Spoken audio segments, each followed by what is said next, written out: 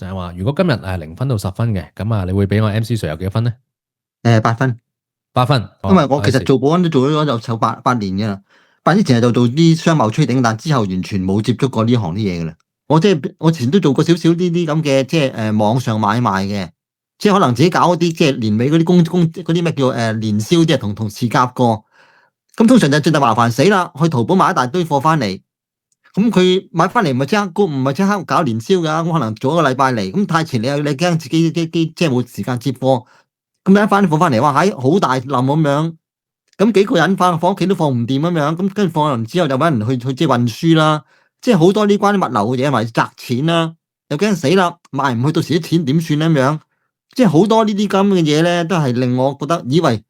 做啲網上買賣唔係咁容易嘅，以前咁諗啊，覺得都係唔好搞啦，損手爛腳多。同埋就係本身我性格本身唔係咁外向啊，如果做啲真係大 sales 咧，同人見面啲咧，都唔知講啲咩好，或者係可能都應酬唔到，都賣唔到單去攞到張單翻嚟，咁都比較係慘。咁如果做電商咧，可以透過網絡去做咧，咁我覺得呢個比較適合我自己去做嘅。咁我覺得都 OK 喎，可以試一試咁樣，同埋嗰個成本唔使太大，入場咯。就係話，如果今日0分到10分嘅，咁你會俾我 MC Sir 有幾多分呢？8分。8分。